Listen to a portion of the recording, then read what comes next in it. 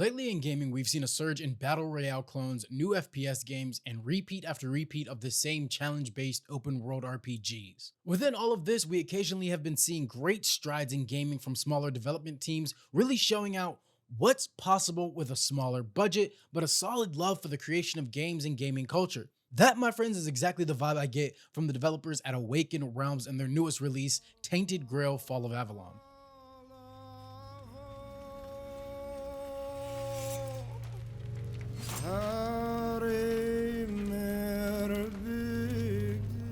Tainted Grail, in a sentence, is genuinely the game that brings you that initial joy and feeling of learning of a new world with its engaging and, to be blunt, badass lore. The game takes place hundreds of years after the passing of King Arthur and his prosperous reign through Camelot. But it's not a heavy historical piece like some games based in reality. This game isn't a period piece, but uses the legend and lore to build a medieval fantasy RPG atmosphere that draws you in with its adventurous writing, beautifully eerie environment design, and NPC depth. I'm not going to try and compare this to any two games until the end, because when you truly experience and take in the game with an open mind, it truly stands out as something new. So I urge you to remember all stories stem from something previous as we analyze the elements of the game, because sometimes in the pursuit of something new, we get bitter or lost due to comparison. We're going to be looking at this game based on the story, main objective, mechanics, and replayability, each earning a 1 through 5 score to determine a value out of 20. No spoiling. So the first question being, what the hell is Tainted Grail about? The game's major idea is, in this world there was a sweeping plague known as the Red Death that swept across the land, infecting and stealing the lives of many. Again, our journey is based centuries after the reign of King Arthur, and that's important because we're in a period after the first plague of Red Death, but we are shown there are sorcerers who try to invoke the deadly nature of King Arthur to return the plague to the world. And did I mention that the disease is completely incurable and leaves its victims reminiscent of sickly walking corpses? The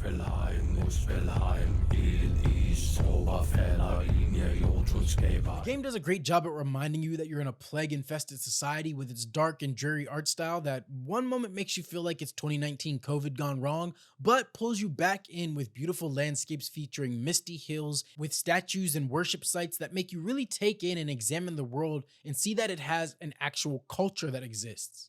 But before you venture into the beautiful open world, you find yourself locked in a cell in the beginning of the game, being interrogated by a guard. Okay, I've had enough of you. I've always found it puzzling that these people won't bathe. In which you also learn you're infected, and according to your status bar, are on the verge of dying like any other bastard unlucky enough to become infected. When presented with an opening due to a mysterious figure, you manage to get out of your cell and discover through notes, books, and fellow prisoners that you're in a prison developed by the Church of the Red Priests along with others who are infected. However, there seems to be a not so secret that the Red Priests are torturing and experimenting on the infected, but claiming to be curing or attempting to treat the plague. Healed.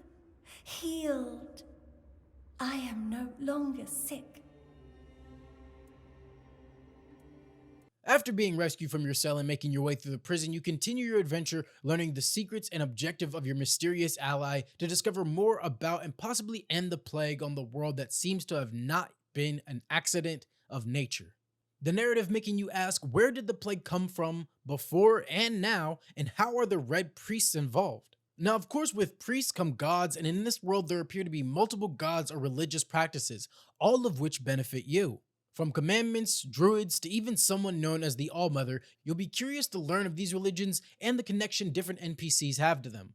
Speaking of NPCs, this world also early on sets the stage for different racial beings existing in the game. One of these other races, known as Picts, are horn-bearing humanoids that seem to be a race persecuted for their devilish appearance. Why indeed? Perhaps it's a test of patience. My hair tangles mercilessly around them. The overall character writing is interesting and enjoyable. Even in a world of serious, deadly consequences, we still have characters bringing colorful sarcasm and humor to the game world that don't seem forced or rushed, but genuinely beloved character archetypes from minor and major NPCs. I don't understand your skepticism. I live alone in a cave, collect seashells, and occasionally talk to crabs. What else could I be? Whoa, what's happening? In the name of the All-Mother, what are you doing? I could have stabbed you.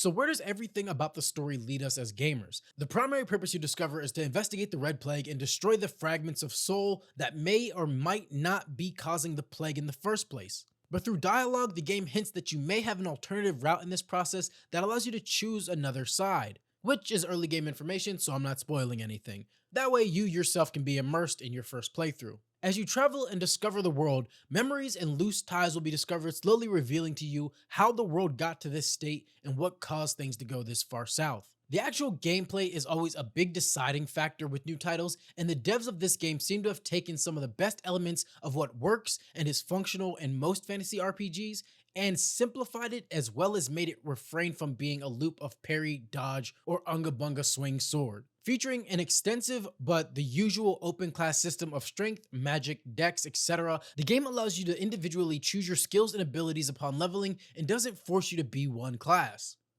This is something I always love in RPGs because this is the idea that makes things like spell swords, arcane thieves, or battle mages possible. Of course, you can always lead into one class category heavily like warrior, mage, ranger, or assassin, but in a real environment, living creatures are multi-capable beings, and this makes for fluid, intriguing gameplay, allowing the player to mix and match skills, gear, and techniques, which not only adds to replayability, but also allows you to explore more of the game and test weapons during a first playthrough instead of being build locked. There's also a system of reassigning skills. In the starting prison, you can find a potion of origin, allowing the character to redistribute skill points they've earned.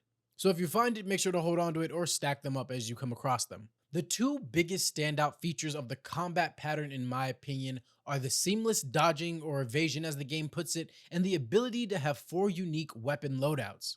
The dodging comes in the form of a quick step. You press and use direction to choose where you go, but to ensure it's balanced, it is limited so you can't spam it too much until the short cooldown adjusts. This makes the combat feel more alive and it flows in a genuinely fun way. It's not a super difficult time dodge that you need to know hitboxes for like in some games. It's a feature that makes you feel fast and active during your fights. But be warned, some enemy attacks reach farther or have them lunge in a way that predicts this dodge. Oh, and they can use it too, so you don't want to get caught spamming it while fighting a group because it sucks when they catch you on a cooldown. So yeah, the difficulty is there, but won't ruin your normal difficulty experience. The weapon loadout feature is fun because this allows you to use a quick wheel to switch to any preset weapon, spell, spell sword, dual spell, or tool. Also, thankfully, this slows the game when you do it, so you can take a second to think and not rush or fumble around. This is perfect for when you're out of stamina and switch to magic or vice versa. A big thing that impressed me early on was the variety of loot and gear. Just in the first 4 hours, I had discovered a large variety of special or different gear that had unique pros and cons to my build. I didn't feel forced to use any of it due to my personal difficulty choice, plus my specific spells or sword build, but it immediately told me, oh yeah, they have enough items for someone to make a build and not get trapped into meta sets. If there's one thing I hate, it's a game that fakes the roleplay or build choice. It's one thing if the players decide, this works best, but another thing if absent-minded devs accidentally make a gear set that overshadows the possible variety in the game. We also have the traditional cooking and alchemy features that are not at all difficult to use.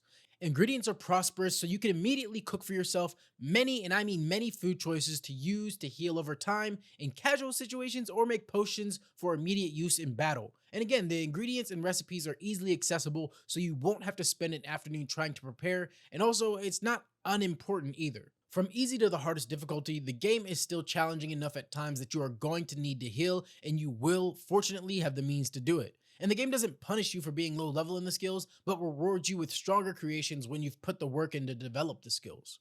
A giant side point I would like to include is your actual bag capacity.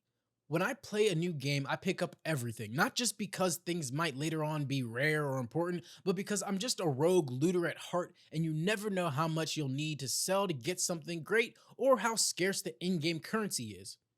But as I progressed through the game, I was around level 6, feeling like I had a variety of books, ingredients, armors, and weapons in my inventory, yet my carrying capacity never hit full. This is due to the weight value items were given. They didn't choose to make weapons and armor insane values that take up a full inventory capacity just because they're realistically big objects, and I appreciate that so much in a game. I feel developers forget in an open world you want players to examine and experience what was created, but that's kind of difficult when I have to constantly choose between amazing armor and incredible swords on my way out of a loot-filled dungeon.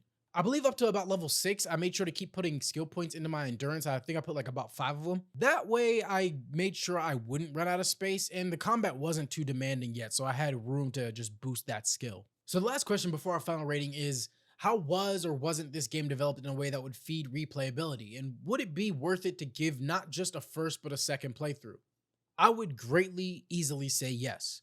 First off, this game's build variety is incredible and is up to par with games like Skyrim, Oblivion, and Elden Ring. And in fact, those are the games I'm choosing to use as a reference I mentioned earlier, and not just to throw around successful titles, but to actually explain to you some of the choices and mechanics. It's like these great cult classics with its serious but charming art design and world, but makes it unique with the specific story it chose to tell of a plague and diseased community. The leveling system lets you be present in your choices, and everything you're doing from walking, rolling to jumping is increasing those things, allowing for consistent leveling support that helps you progress as the game gets harder or your difficulty is maxed. On the dark side, this allows for fun, over-leveled exploit builds if you enjoy that kind of gameplay style. Again, I love that this was accepted because yes, games have a designed way to play, but within that exists your freedom of how you choose to play, and in this case, it's nothing game-breaking. Well, unless you destroy an NPC that you'll need later. I haven't done this yet, but when a game lets you save at any time, who knows what you might get into. But yeah, through its builds, gear, and lore, this game is incredibly replayable. I'm not quite sure how it ends yet, but you can join me live as I make my way through because this review is genuine and I actually like the game, so I'll be playing often. Also, I got the collector's edition pack, so I'll be examining that live and editing it down for a video if you're interested in seeing what that comes with, because there's a whole lot of physical materials from the developers that they included. So for the story, I give this game a solid 3.5 out of 5, and that's just because I don't know how it ends, but I'm pretty much leaning on a 4 because the general concept is interesting enough and I feel like the writing flushed it out well. For the main objective related to that story, I also give the game a 4 out of 5 because it overall makes sense and it doesn't seem too crazy to do, and you would have interest in doing it based on what it is, you know, collecting those souls. For the mechanics, I genuinely want to give the game a 5 out of 5, but I just don't give away free 5, so I think I'll give it another 4 out of 5, just because the game genuinely plays well. It's reminiscent of other RPGs, but it really seems like they kind of perfected what RPGs have and what they might be lacking. And then for replayability, I give the game a 4 out of 5 again, because you have that open-ended build choice, but I don't know how the story ends, and there's a good amount of side quests that'll keep you preoccupied, to be quite honest.